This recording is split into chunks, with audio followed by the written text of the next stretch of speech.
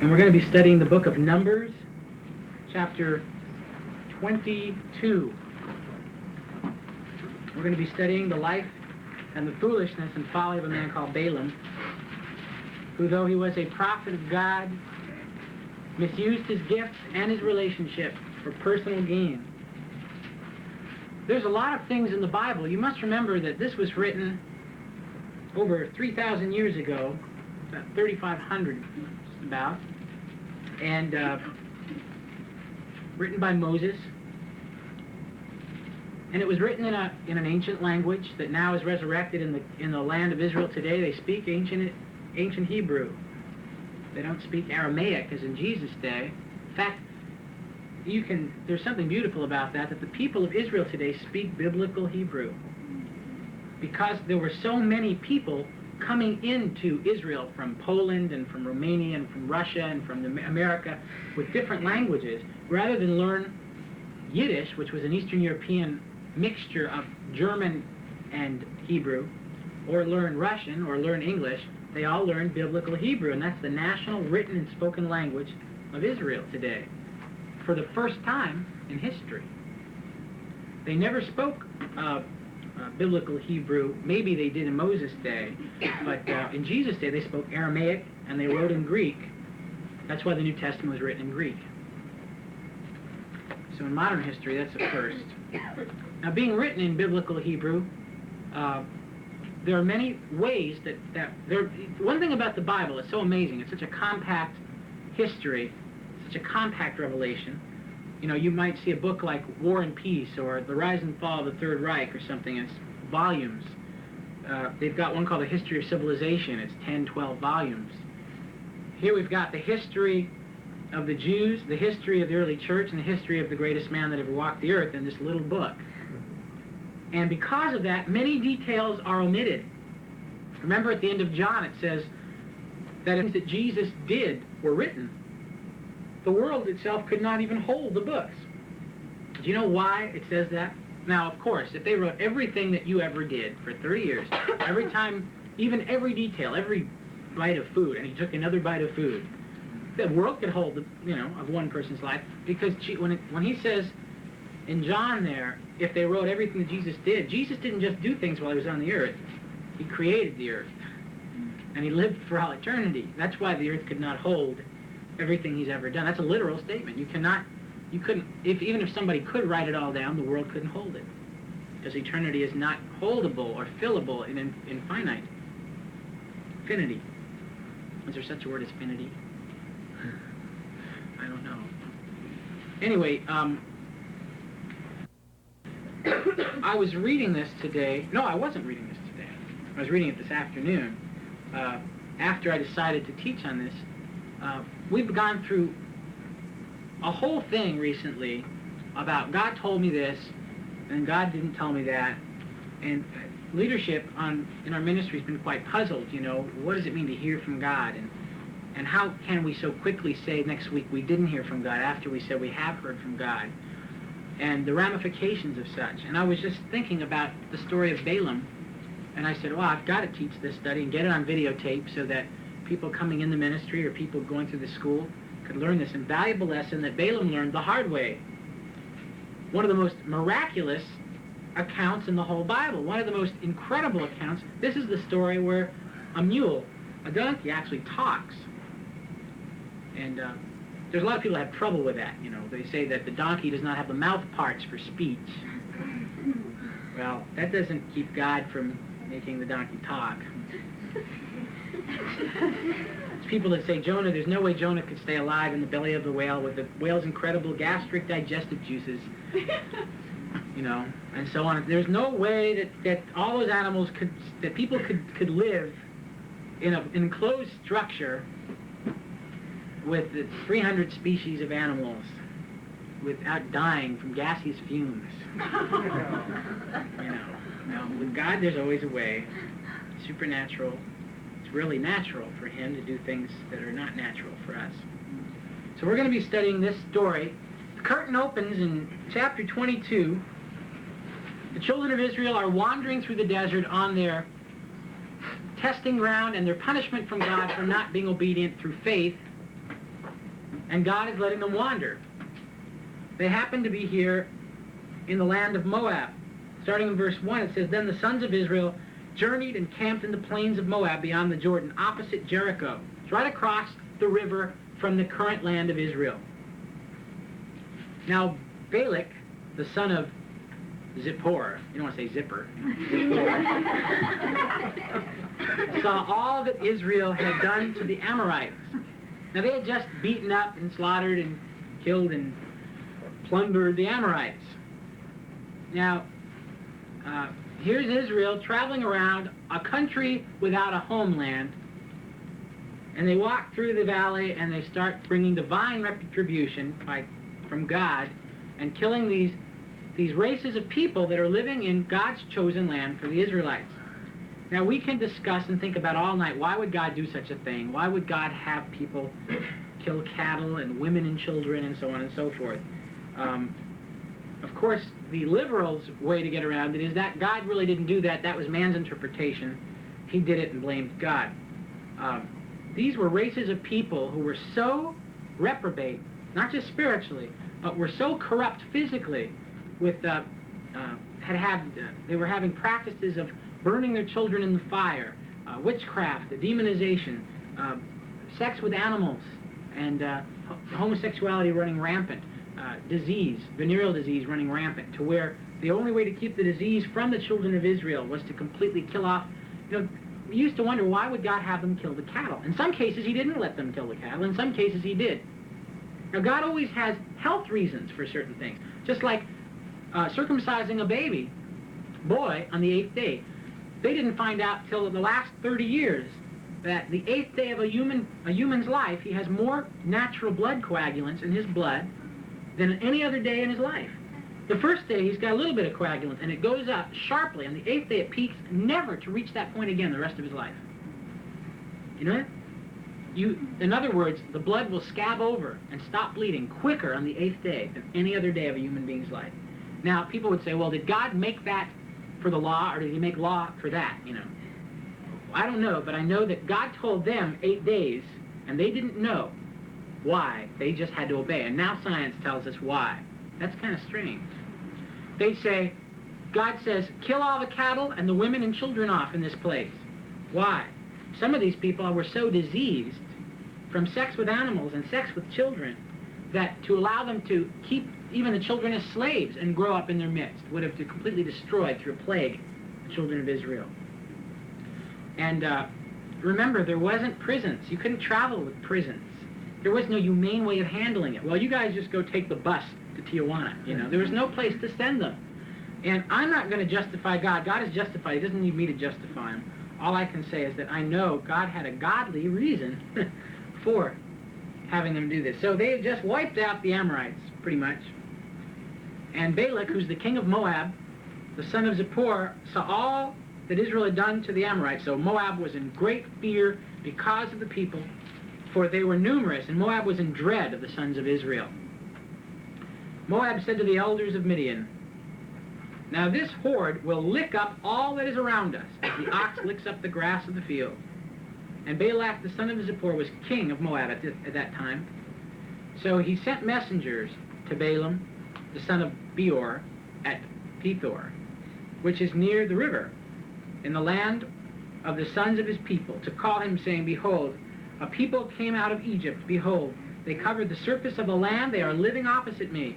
Now therefore, please come, curse this people for me, since they are too mighty for me. Perhaps I may be able to defeat them and drive them out of the land. For I know that he whom you bless is blessed, and he whom you curse is cursed." Now there's too many people in the Bible that just show up. I wish they had biographies available on some of these people. Where they were brought up, how they came to the Lord, how they were chosen by God to have such a reputation. Whoever you bless, is blessed. Whoever you curse is cursed. He doesn't have to prove that. Apparently, Balaam has already established a reputation of being a pretty heavy dude. As far as if he says, this person's blessed, they're really blessed. And if they're cursed, it's all over for the people. Now, we don't know the history of Balaam. All we know is that God speaks to him in this story, and God speaks to him as if he's familiar with speaking with him much in his life. And there's a lot that we need to add in stories like this to understand. Take it for granted at this point, and I'll prove it to you as we go through, that Balaam knows the Lord. And everybody knows that Balaam knows the Lord. Everybody, who would hire a guy to come and curse your enemies if they didn't know that this guy really worked, okay?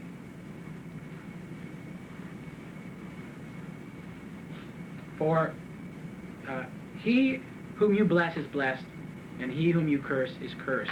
So the elders of Moab and the elders of Midian departed with the fees for divination in their hand.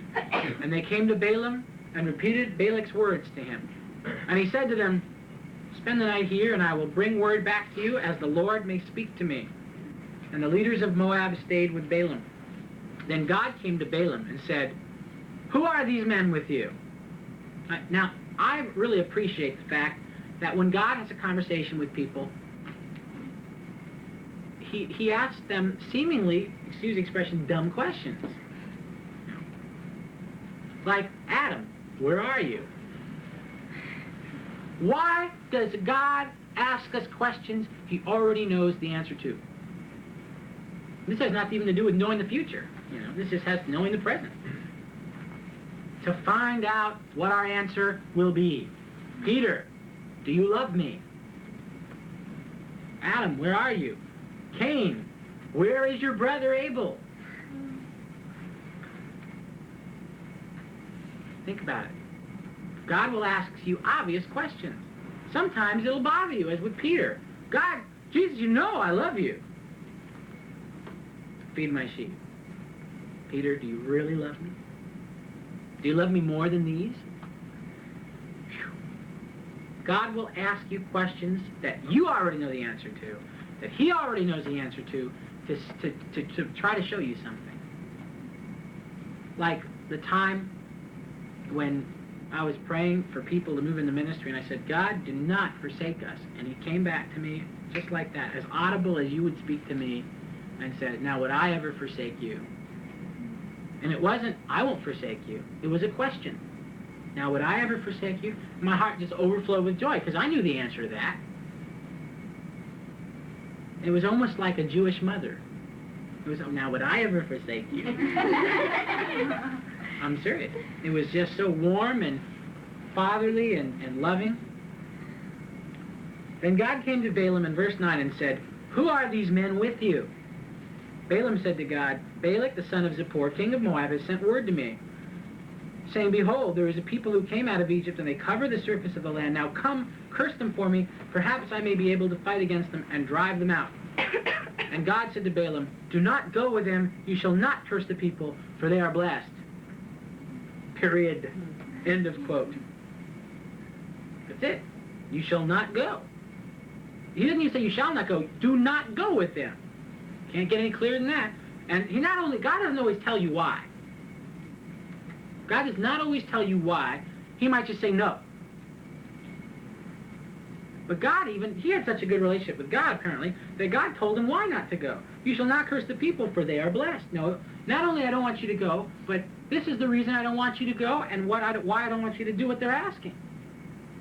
So Balaam arose in the morning and said to Balak's leaders, go back to your land, for the Lord has refused to let me go with you. And the leaders of Moab arose and went to Balak and said, Balaam refused to come with us. And Balak again sent leaders more numerous and more distinguished than the former. We're going to go back and look at this in a minute. And they came to Balaam and said to him, thus says Balak the son of Zippor, let nothing, I beg you, hinder you from coming to me, for I will indeed honor you richly and will do whatever you say to me. Please come then, curse this people for me. Now let's stop. Look at Balaam's answer to them, back in verse 13. Now, if I was really a man of God, and somebody said, I want you to sin, I want you to do something, go ask God if you can do it. And God says, no, this is a bummer, don't do it at all. It's against, these people are blessed, I don't want you to hurt them. What he should have come back and said was, I can't curse the people, for they're blessed. But what does he say? Go back to your land, for the Lord has refused to let me go with you. What does that mean? He's he wishes he can go. He wishes he can go because he gets paid for his work. He's what they call, it's even before, when Samuel was on the earth, they didn't have prophets. They called them seers. This is even before seers. They were called diviners or divinators. And they were paid for their work. You brought a gift when you sought the word of God from them. Remember when Elijah was approached, or was it Elisha, by Naaman, and he came with loads of clothes and talents of silver and gold? You didn't go to a man of God without a gift in those days. So he knew there was some big money to be made. Now I'm adding this, and you'll prove it later. I'm just saying, telling you in front. Balaam liked the bucks. Okay. Now some of you might like money too. Some of you might think of good things you can do with it. But you can never put them both in the same category with obeying God and liking money. The love of money, it says, is the root of all sorts of evil. Not money itself, but the love of it. Do not go with them. You shall not curse the people, for they are blessed. Balaam says that he won't let me go. Now, say somebody asks you to go on a date, and you go to your mom and say, Mom, can I go out with this guy? She says, no, I don't think that this guy has character enough for you, or you need to be studying your algebra for the big test Friday or whatever. There's two ways to go back to the guy that asked you. Well, I asked my mom, and she pointed out some really good reasons why I can't go, and I really trust her, and I really believe that she's wise, and I really believe that I'm supposed to obey her. Plus, she pointed out some really good things, and explained to him. Now, I have to study for my tester. She doesn't feel that this is the right relationship, and I agree with her. Or, well, I'd really like to go, but the old lady won't let me go. Right? You know what I mean? Now, all that does is encourage the guy to find a way to get you to disobey your parents, right? That's all it does. If you tell the guy in such a way that you believe it's your conviction, where he doesn't think it's your parents that he's got to get around, but your own heart, that he has to not only overcome your authority, but he has to overcome your own heart, which is a lot harder to do. If you know that I want to do something that God or a parents or authority won't let me do, you'll find a way to talk me or try to talk me into disobeying that. But if you know that I wouldn't do such a thing in my own heart, then you'll give up. Devil knows it too. You go to God and say, God, I really want a husband. I really want a wife. I really want this guy. I really want this ministry. I really want this whatever. God says no, and you don't have a joy in your heart. And you can't go back to the people who are praying for you or asked you to go to that college or asked you to go to that ministry and say, God doesn't want me to go, and boy, I'm really glad. I'm going to do what God says. Or, well, gee, I'd really like to go, but the Lord won't let me. That's wicked. And you open yourself up for all sorts of attack. If the devil knows you're convinced that God's wisest and that it's the best thing for you not to do, he doesn't have a point of attack. All he can do then is try to attack your convictions. But if he knows that your convictions are not in line with God's program and God's principles, boy, then all he's got to get you to do is believe your convictions are better, smarter, or more pleasing to you than God's principles. You understand that? It's very important you understand. There's a big difference with obeying God on the outside and obeying him with a joyful, agreeable, thankful, knowing he's wiser heart. You can't understand this principle too much. Okay? I wish I could go. Leaders of Moab Road went to Balak and said, Balaam refused to come in with us. And Balak again sent leaders, only now, more of them, and more distinguished than the former. Oh, well, we're going to have to razzle-dazzle this guy's eyes. We're going to have to tempt him. It's only temptation. He sends more of them. Oh, I'm more important. They've sent the important people. Last time he just sent the messengers. This time he might have sent his son-in-law. Or the corporate vice president of the Moab company. General Chariots. Or whatever. He sends a delegation of more distinguished. I'll never forget when Carter was in the White House and the they were having the funeral for Tito, president of Yugoslavia, who died. He was in the White House because he wasn't going to leave the Rose Garden because the hostages were in Iran. He suddenly gave up his principles to go try to run for president and lost, of course. He probably would have, may have won if he would have stayed there for principle. And he wouldn't go to the funeral. And every big shot in the world went to the funeral. The president, Leonid Brezhnev of Soviet Union went. President of France went. The Prime Minister of England went. The King, Prince Charles went. Everybody went. He sent the Vice President. Everybody couldn't believe it. This Tito had been around for years, 40 years, whatever. Head of Yugoslavia. And he sends the Vice President. He was the only head of a country that wasn't there for the funeral. Now, I wouldn't have gone either. I'm not saying he should have gone. I mean, I wouldn't have gone, all the way across the land just to be a figurehead for somebody that died that wasn't a good person to start with, because everybody else was going. So they send temptation in the form of number, quantity, and quality, right? More numerous, more distinguished. Satan will not only up the amount of temptation, but he'll up the quality, if there can be such a thing as calling it quality temptation. Now, if you saw a $5 bill lying on somebody's dresser, would you be tempted to steal it? Nope. If you saw a $5,000 bill lying on somebody's dresser, would you be tempted to steal it? I hope not.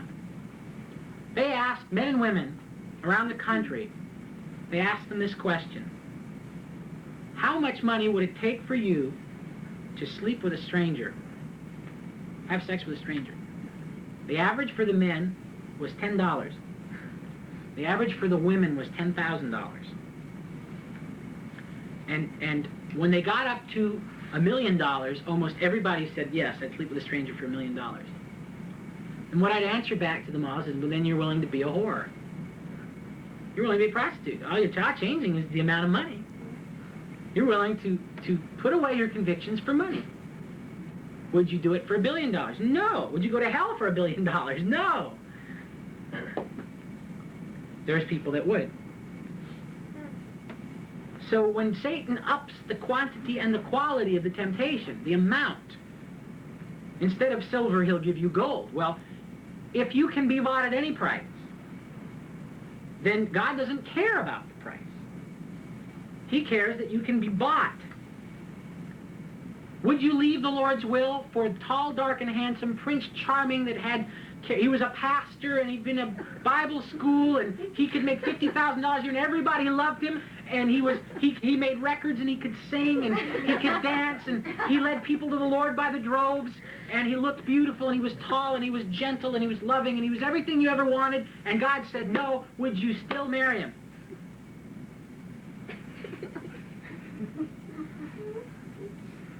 He was the best Christian you ever met. Not to mention the nicest looking, the most talented.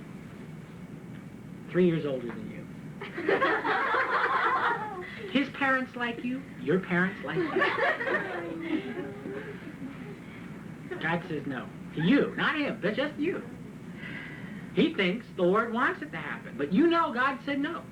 God said you're going to marry plain Frank.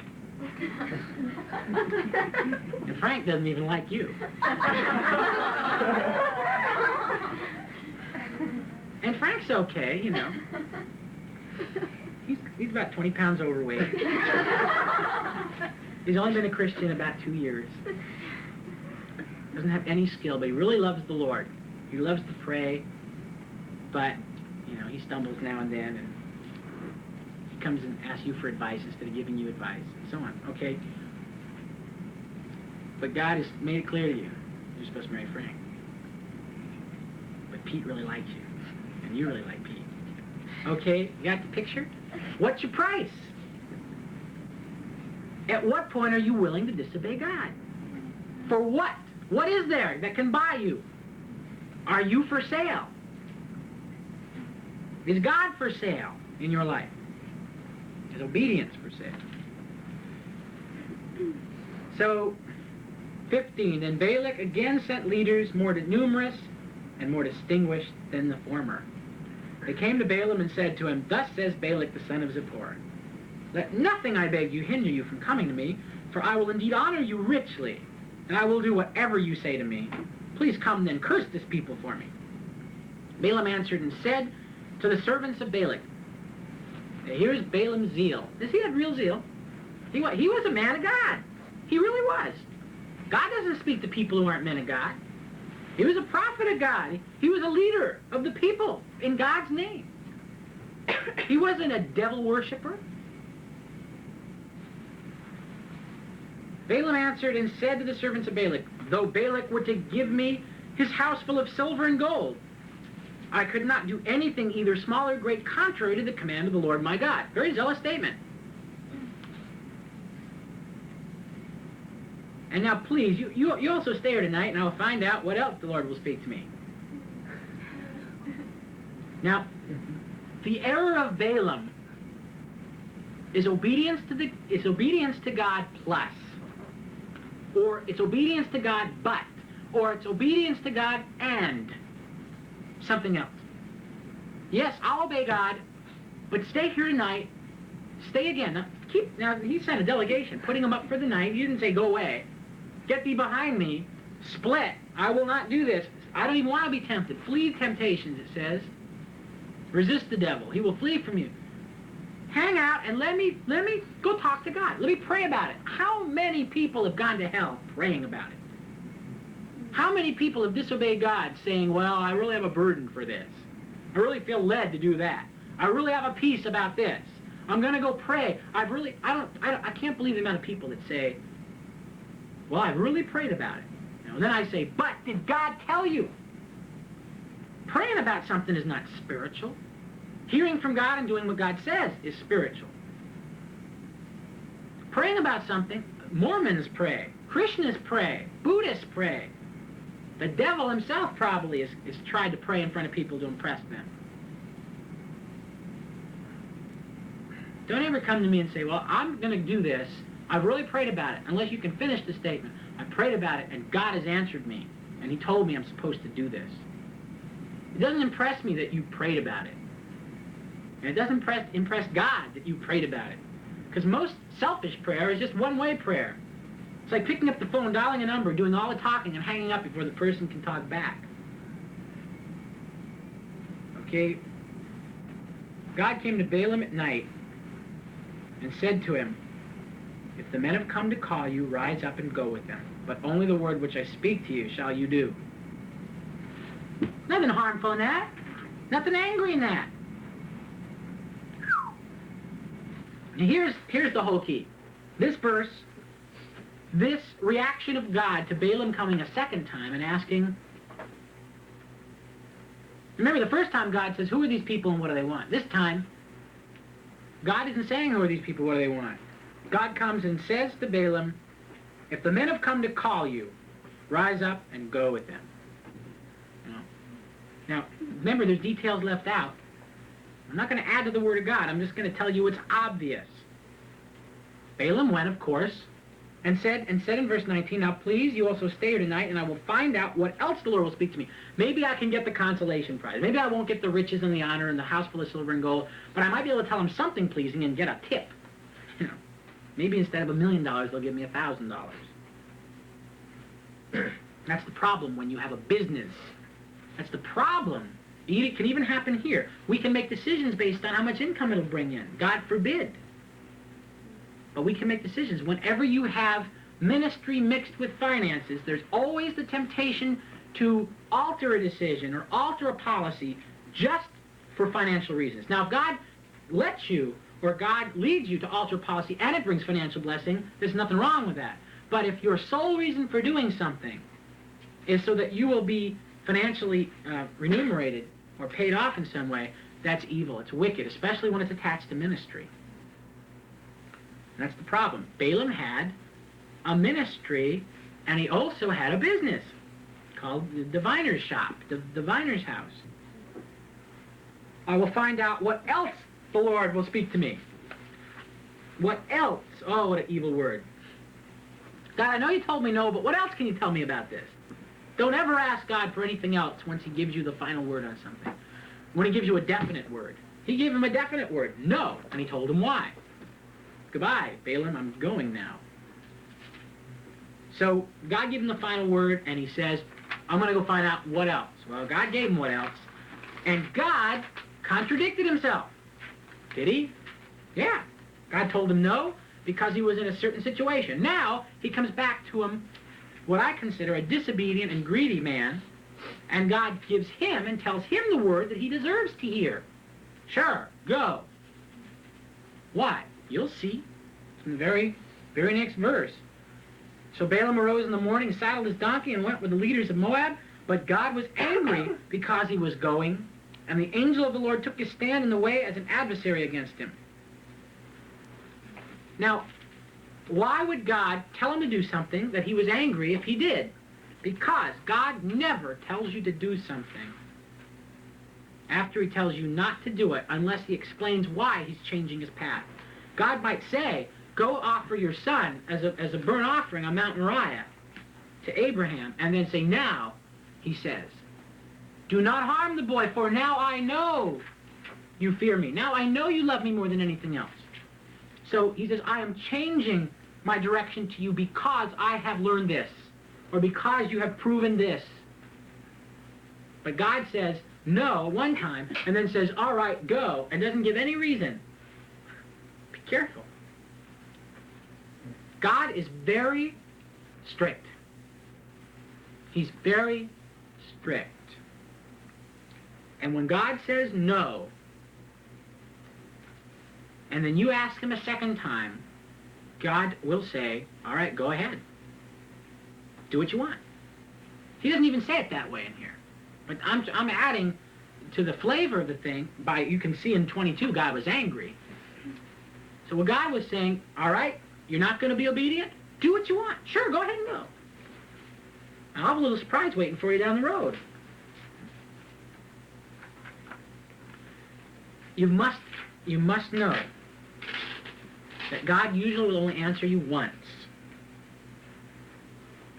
And very many of us, because of our relationship with God being so low quality compared to New Testament Christianity, or even Old Testament revelation, the quality of our walk and communication with God is so, when we hear something from God, it's so far and few between. When we really get a direct message from God in our Christian life in 1981, the quality of Christian life is so below standard that when one of us hears something from God or gets an answer from God, it's so exciting that we don't need to hear again for another couple of months. I mean, I've only had about 5 mountaintop experiences in my whole Christian walk, and I could probably live the rest of my life without hearing from God again if I had to, and still be a Christian. I don't want to. I don't want to. But remember, Solomon only heard from God 3 times in his life, as far as I know. And, the times when God appears to people is very... look at Abraham. You can read the story of Abraham. Abraham goes years, God goes to Abraham and says, you're going to have a son. All right. You don't hear from him for 13 years later. Meanwhile, Abraham's gone out and had a son. Wrong son.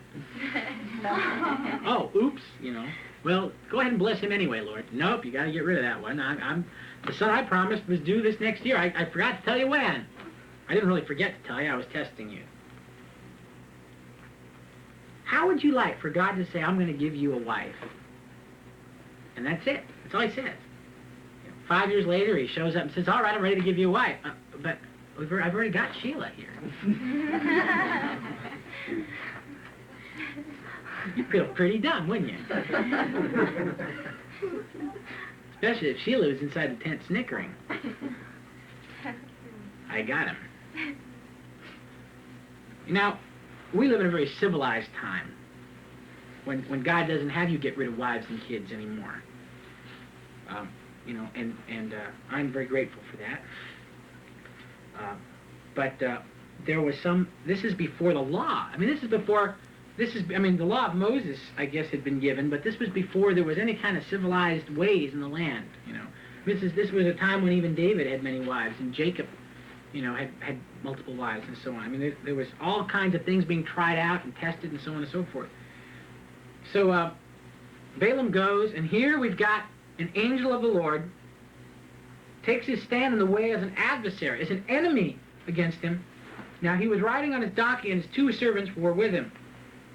Verse 23, when the donkey saw the angel of the Lord standing in the way with his drawn sword in his hand, the donkey turned off from the way and went into the field, but Balaam struck the donkey to turn her back into the way.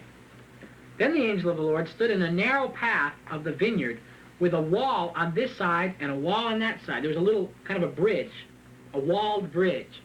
Okay?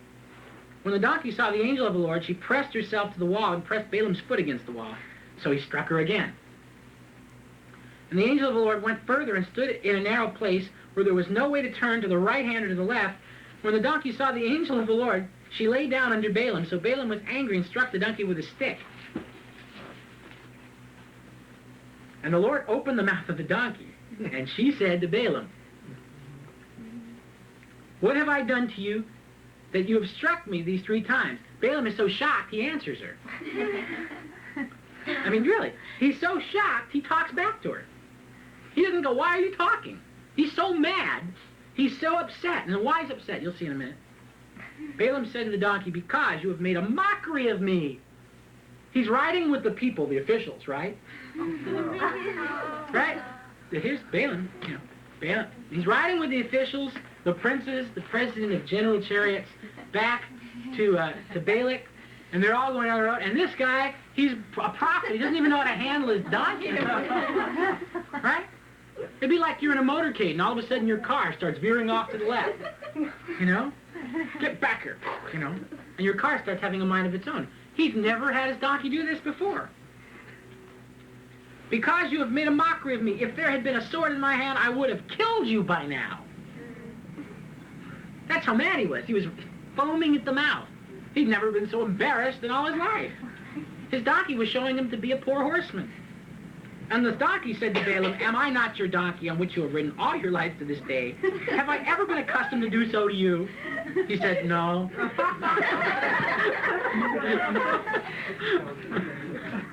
No. What an answer.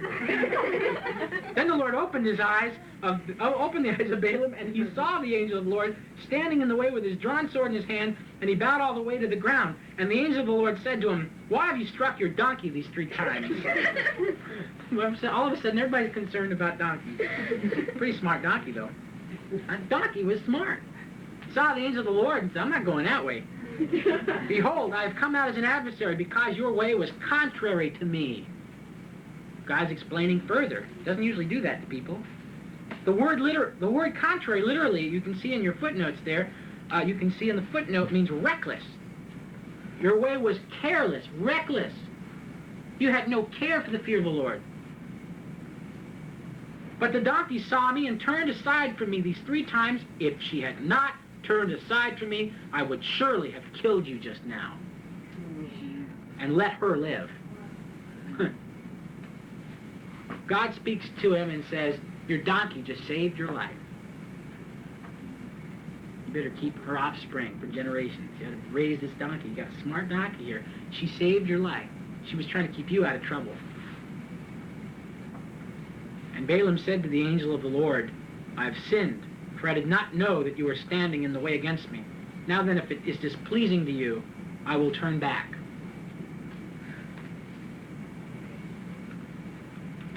Now, as I read that before, the first impression to that statement, "Now if it is displeasing to you, I will turn back," was that's pretty good. It showed Balaam's heart. He's willing to turn back. But now I see it's absolutely a wicked answer. Total wickedness. What do you mean, if it is displeasing to you? What more do you need? You got a broken foot. Your donkey just broke your foot. You've got God himself, the angel of the Lord himself, standing before you with a drawn sword, telling you that your way is contrary, and you're asking, "If it is displeasing, I will turn back." God wrote him off right there. That was the ultimate. It was. It was the absolute ultimate. God wrote him off. If he really would have been doing what God wanted him to do, he would have said, God? Now, God still could have told him to go if he wanted to. But the correct answer would be, I have sinned. I am repenting, which means I'm turning around. God, I'll meet you back at the hut. I'll meet you back at the cave. I won't go another step. You told me not to go. I'm not going. Now, God then might have said, no, now you can go. I want you to go. I've got something for you to do. Now, God always turns all things for his own glory. You know that. We don't need to discuss that principle tonight. God still did it, even though you'll find out at the end of this story, Balaam gets killed by the children of Israel. The end of Balaam's life is to be murdered by God's people. Not murdered, but slaughtered by God's people. So he's written off. He's had it. He's not God's chosen anymore. And I believe it's right there. Now then, if it is, I will turn back. But the angel of the Lord said to Balaam, go with the men, but you shall speak only the word which I shall tell you. So Balaam went along with the leaders of Balak. When Balak heard that Balaam was coming, he went out to meet him at the city of Moab, which is on the Arnon border at the extreme end of the border. Oh yeah, down there. Then Balak said to Balaam, did I not urgently send you to call you? Why did you not come to me? Am I really unable to honor you? So Balaam said to Balak, behold, I have come now to you. Am I able to speak anything at all?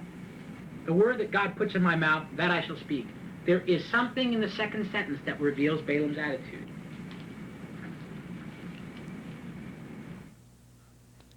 Behold, hey look, don't bug me, I've come. Am I able to speak anything at all? Now, let me translate that for you. I'm not allowed to say what I want to say. Am I able to speak anything at all? I don't even have a will left. God's got me so harnessed in, I can't even say anything. What God tells me to say, I'll say. Balaam is unhappy being a mouthpiece of God. Now, I know I've seen this in men of God. I've seen it in pastors. Look at it again. Some of you are confused. You don't understand what I mean. Behold, I'm coming now to you. Am I able to speak anything at all? The word that God puts in my mouth, that I shall speak. In other words, I can't say anything. Now you can read it the other way. I don't say anything but what God tells me. That's not what his attitude is, and you'll see in the rest of this book.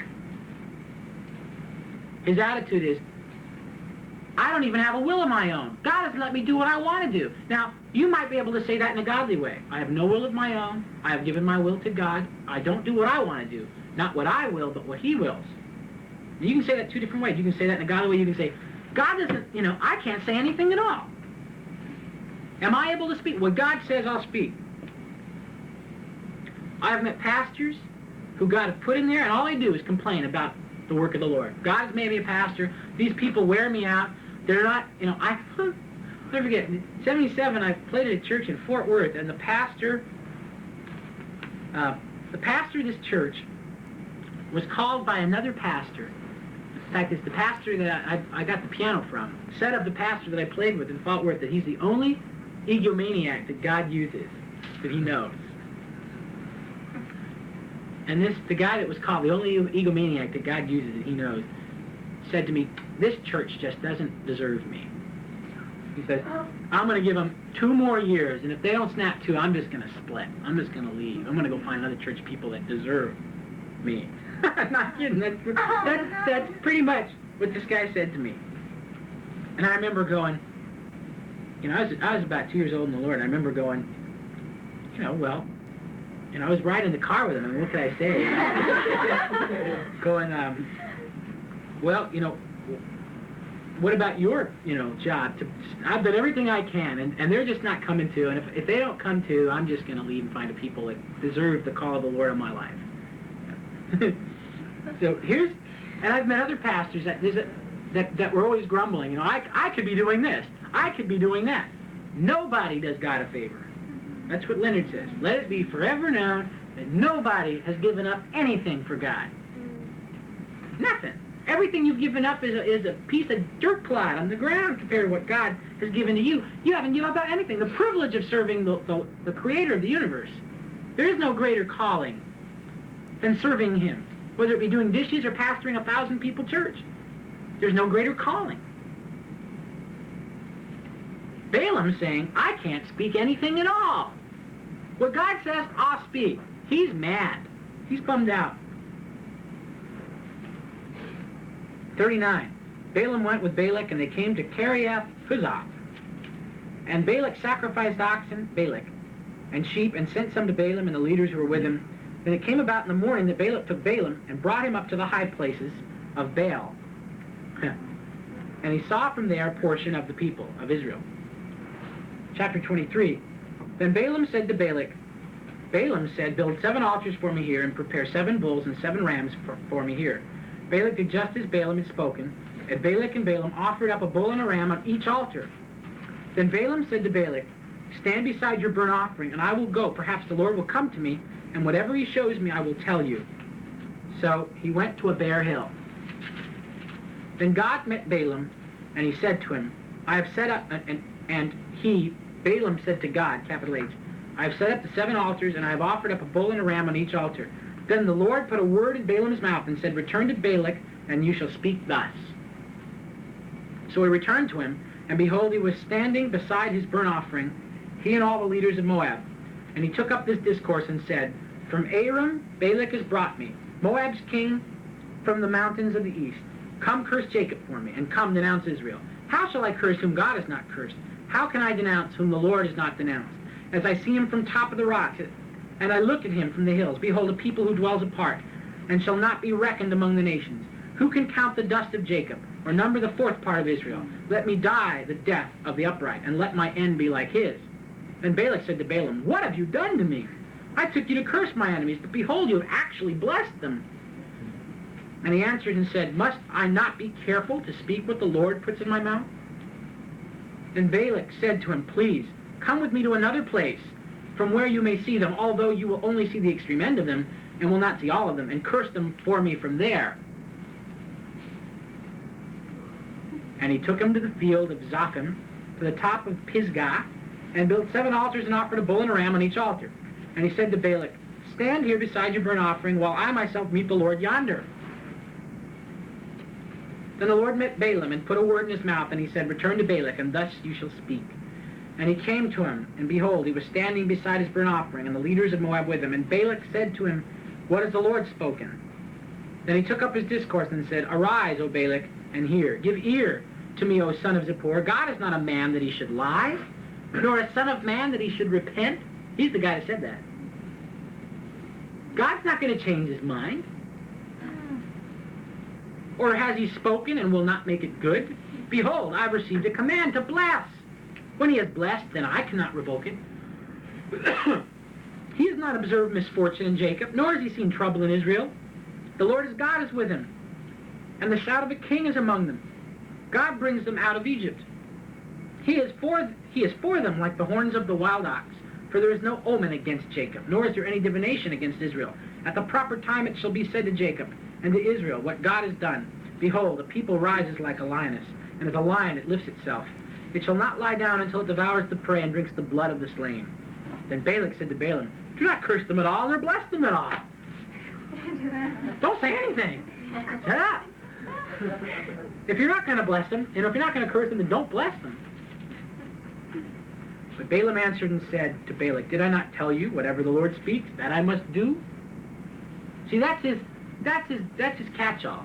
And it's just a religious hogwash. Sure, he's saying what God has said to say, but he hasn't done what God has said to do. Then Balak said to Balaam, please come, and I will take you to another place. Perhaps it will be agreeable with God that you curse them for me from there. Now, this guy Balaam is the biggest stupid idiot in the whole world. But why doesn't Balaam... Now, God isn't telling Balaam to continue going with him. He's not. You never hear God say this, and then go with him to the next place. Balaam keeps going. Why? He's looking for payment. He really wants some money. He realizes that he's got to say what God wants him to say, but he's also been hired by Balak to curse, so he's trying to find a way to please God and to please man. He's trying to find a way to do his job and get payment, and to also say, I'm a Christian and I never do that. I'll only do what God wants me to do.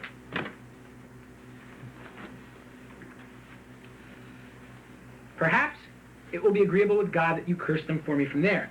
So Balak took Balaam to the top of Peor, which overlooks the wasteland. Now this Balak thinks that there's some power in Balaam of his own. He doesn't know God. He thinks that if Balaam curses Israel, they're going to be cursed. But Balaam's reputation has not been made on his own. God apparently has anointed Balaam as a prophet. And so Balak thinks it's Balaam's choice. Maybe God. He's saying, well, maybe God will let you do it now. And Balak thinks if he can get Balaam to curse him, even if God tells him not to, that they're still going to be cursed. I mean, it's stupid. And Balaam said to Balak, build 7 altars for me here, and prepare 7 bulls and 7 rams. Balak did just as Balaam had done. Balak did just as Balaam had said, and offered up a bull and a ram on each altar. This is getting expensive. When Balaam saw that it... Now look at this, verse 1. Look at this. When Balaam saw that it pleased the Lord to bless Israel, he did not go at other times to seek omens, but he set his face toward the wilderness.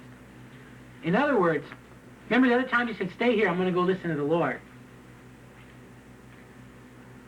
He realized, well, I don't have to go and ask God again. He's already told me what to say twice. Now he says, he's pretty smart there. But it goes to show you that God is not telling him to continue to go on with this guy. He's making up his own mind this third time to just say it. Now watch what happens. Balaam lifted up his eyes and saw Israel camping tribe by tribe, and the Spirit of God came upon him. This guy's pretty heavy. And he took up his discourse and said, the oracle of Balaam the son of Beor, and the oracle of the man whose eye is opened, the oracle of him who hears the words of God, who sees the vision of the Almighty, falling down, yet having his eyes uncovered. How fair are your tents, O Jacob, your dwellings, O Israel, like valleys that stretch out, like gardens beside the river, like aloes planted by the Lord, like cedars beside the waters. Water shall flow from his buckets, and his seed shall be by many waters. And his king shall be higher than Agag, and his kingdom shall be exalted. God brings him out of Egypt. He is for him like the horns of the wild ox. He shall devour the nations who are his adversaries, and shall crush their bones in pieces, and shall shatter them with his arrows. He couches, he lies down as a lion, and as a lion who dares rouse him. Blessed is everyone who blesses you, and cursed is everyone who curses you. Then Balak's anger burned against Balaam. It's about time.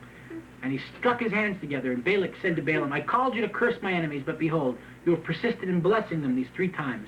Therefore, flee to your place now. I said I would honor you greatly, but behold, the Lord has held you back from honor.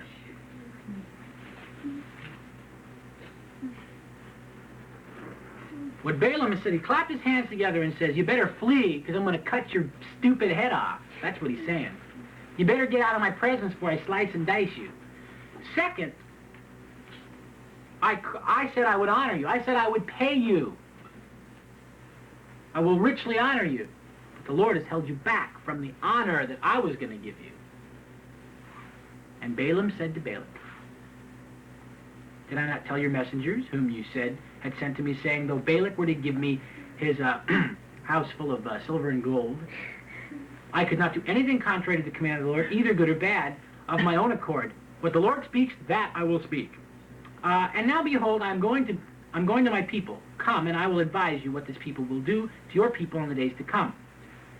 And he took up his discourse, and he explains how, he gives another oracle, saying how, we can read it. The oracle of Balaam the son, verse 17, I see him, but not now. I behold him, but not near. In other words, I see Israel, but not now, and I hear him, but not near. A star shall come forth from Jacob, and a scepter shall rise from Israel, and shall crush through the forehead of Moab, and tear down all the sons of Sheth. And Edom shall be a possession. Seir, its enemies, also shall be a possession, while Israel performs valiantly. One from Jacob shall have dominion, and shall destroy the remnant from the city. And he looked at Amalek, and took up his discourse, and said, Amalek, and on. He talks about all the cities around him. Then Balaam arose, and departed, and returned to his place, and Balak also went his way. Now, the thing about Bible study is that's the whole story of Balaam, except there's little bits and ditties 5 and 6 chapters up. God is talking in hindsight, then, about different other things that Balaam said and did. Now, if you're just glossing over this, it seems like Balaam's pretty obedient to God and goes home, and that's fine. But when he says to him, I said to your people, and even if you were to give me all the silver and gold in your house, Well, Balaam did another thing. And we skip over it. Now, you can see in chapter 25. Look at chapter 25. While Israel remained at Shittim, the people began to play the harlot with the daughters of Moab, for they invited the people to the sacrifices of their gods. Hey, why don't you guys come to the movies with us? And the people ate and bowed down to their gods. So Israel joined themselves to Baal of Peor, and the Lord was angry against Israel. And we can read this real quick. So Israel joined themselves, and the Lord said to Moses, take all the leaders of the people and execute them in broad daylight before the Lord. Take all the leaders and execute them, so that the fierce anger of the Lord may turn away from Israel. So Moses said to the judges of Israel, each of you slay his men who have joined themselves to Baal of Peor. And behold, one of the sons of Israel came and brought to his relatives a Midianite woman in the sight of Moses, in the sight of all the congregation of the sons of Israel, while they were weeping at the doorway of the tent of meeting. When Phinehas, the son of Eleazar, the son of Aaron the priest, saw it, he arose from the midst of the congregation, took a spear in his hand, went after the man of Israel into the tent, and he pierced both of them through, the man of Israel and the woman, through the body. So the plague on the sons of Israel was checked, and those who died by the plague were 24,000. So he took her into the tent and was having sex with her, and the guy killed them both with right through both bodies. And it was against the law of Moses for them to marry anybody from another race because of the spiritual impurity. But now all we have is Balaam saying to him in verse 14 of 24, now behold, I am going to my people, come and I will advise you what this people will do to your people in the days to come. That's all. I will advise you. Okay, that's all we got. Now you can turn to Numbers 31, verse 16. Now let's read 31. Okay. Now this is years and years and years later. This is not immediately. This is chapters later. And remember when Balaam says, I see him, but not now? When he says, when he starts doing his thing, he says, I see him, but not now. I behold him, but not near. He's gonna get you, but not right away. Well, here, the Lord spoke to Moses in chapter 31, verse 1. Take full vengeance for the sons of Israel and the Midianites. Afterward, you will be gathered to your people. This is the end of Moses' life. This is many years later. Moses spoke to the people, saying, arm men from among you for the war, that they may go against Midian to execute the Lord's vengeance on Midian, 1,000 from each tribe of all the tribes of Israel. Verse 7. So they made war against Midian, just as the Lord had commanded Moses, and they killed every male. And they killed the kings of Midian along with the rest of their slain. 5 kings of Midian. They also killed Balaam, the son of Beor, with the sword. Okay, there's his death. And the sons of Israel captured the women of Midian and their little ones, and all their cattle and their flocks and all their goods they plundered. Then they burned all their cities where they had lived, and all their camps with fire. And they took all the spoil and all the prey, both of men and of beasts. And they brought the captives and the prey and the spoil to Moses and to Eleazar the priest and to the congregation, and so on and so forth. Moses and Eleazar the priest and all the leaders of the congregation went out to meet them outside the camp. And Moses was angry with the officers of the army and captains of thousands, captains of hundreds who had come from the service in the war. Moses said to them, have you spared all the women? Behold, look at this closely. These caused the sons of Israel, through the counsel of Balaam, to trespass against the Lord in the matter of Peor. So the plague was among the congregation of the Lord. So what Balaam said to him, I'll give you advice. I can't curse them, but if you want to know how to get them, send your hookers, send your daughters, send your loose women down there to entice them and tempt them and intermarry with them, and then invite them over to your religious services and the feasts of your gods, and you'll steal their hearts away from their God. You understand? That's what it says in verse 16. Behold, these caused the sons of Israel through the counsel of Balaam to trespass against the Lord in the matter of Peor. Well, we just read the chapter what happened in Peor. God, they went, back in chapter 25. You can go back there, the sin of Peor. While Israel remained at Shittim, the people began to play the harlot with the daughters of Moab. Right? Through the counsel of Balaam. He says, send your women out there. This is how, now look, this is what he said. Balaam was wise. Man of God, wise. Just misused it, that's all. He says, I can't curse them. God doesn't want to curse them. but sin will curse them. If you can get them to sin, you won't have to curse them. You won't need me to curse them. Sin will curse them. You can write that down. That's a very important thing. The devil may not be able to rip you out of the hand of God. The devil can't attack you sometimes. He can't really get to your heart. Your enemies can slander you. That won't hit you. God might even test you, but God will never leave you, forsake you, or tempt you. But sin will curse you. And the devil, all he's got to do is get you to sin. Remember when Satan came up before God and said, God says, where have you come from? He says, I'm going to and fro among the earth. And God says, have you considered my servant Job, what a fine young man he is? He says, yeah. Take that, all his riches away. He'll curse you to your face. And that didn't work. He says, take away his bodily health. He'll curse you to your, he'll spit in your eye. And he says, all right, you're on. Balaam says, I can't curse him. God won't let me.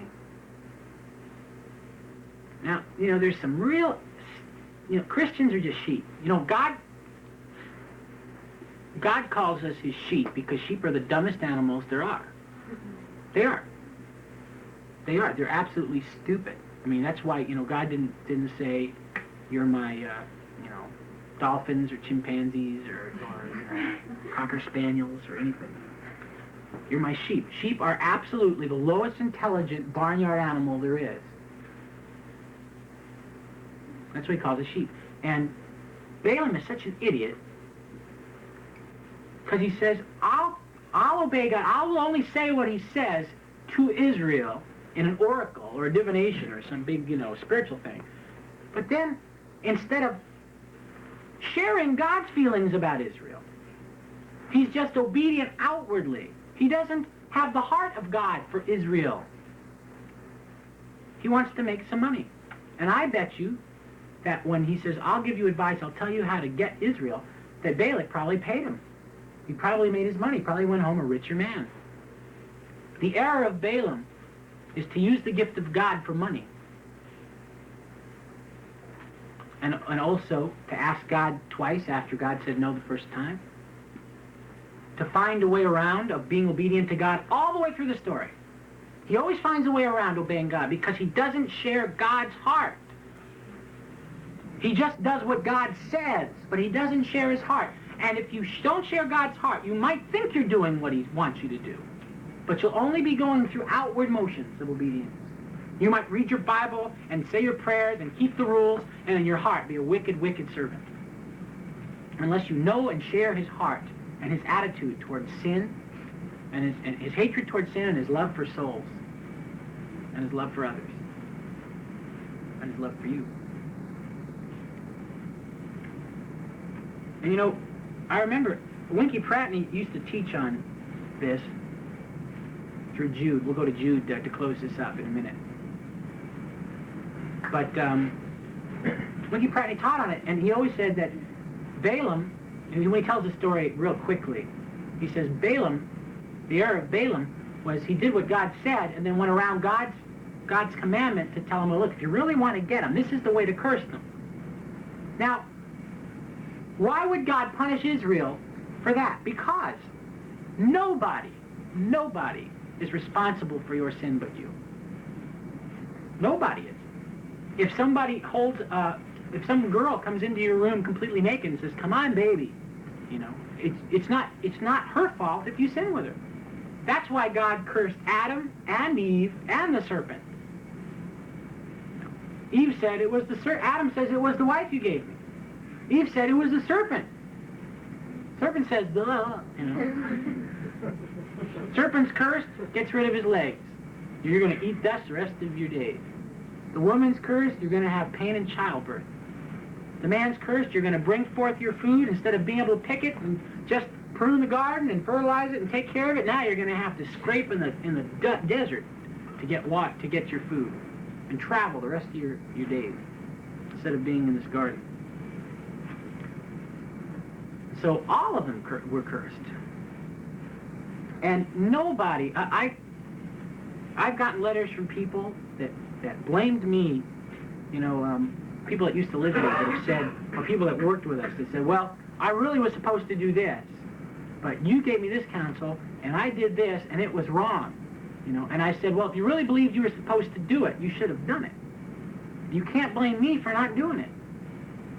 If I give any of you counsel and God told you to do something else, you're a fool not to obey God. You're foolish not to listen to counsel, and you're foolish not to listen. Listen is one thing. You're foolish not to fear that maybe you're doing what's wrong. You're foolish not to consider that counsel might be from God. But in the end, if you're sure with all your heart that God's told you to do something that the whole world says not to do, you're an idiot for not doing it, no matter if the whole church says you shouldn't do it. And nobody, sure, your pastor will be responsible in his life for giving you the wrong counsel, but you are ultimately responsible for taking the wrong counsel, not your pastor. Okay, let's turn to Jude. It's the last book right before Revelation. It's only one chapter long.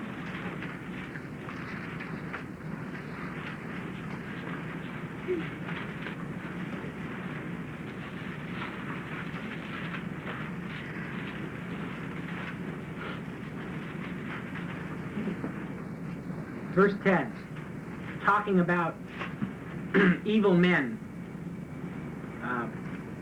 that creep in unnoticed into the church.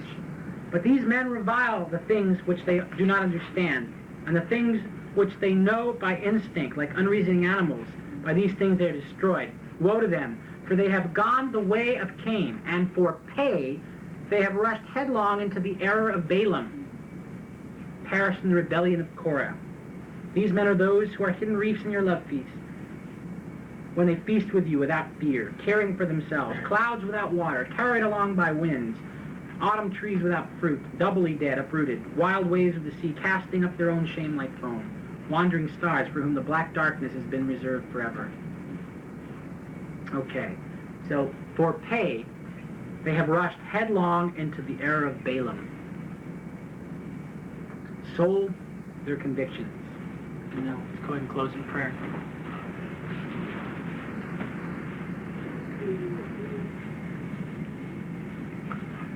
Lord, we ask that through your word, the study tonight, that you would teach us instant obedience, fear of coming to you a second time after you've made your will clear to us. And all these principles, God, of letting our hearts agree with your position rather than try to find a way around it and just obey the outward surface things. God, I ask that you burn this into our hearts and make it real to us in our lives for your glory, in Jesus' name.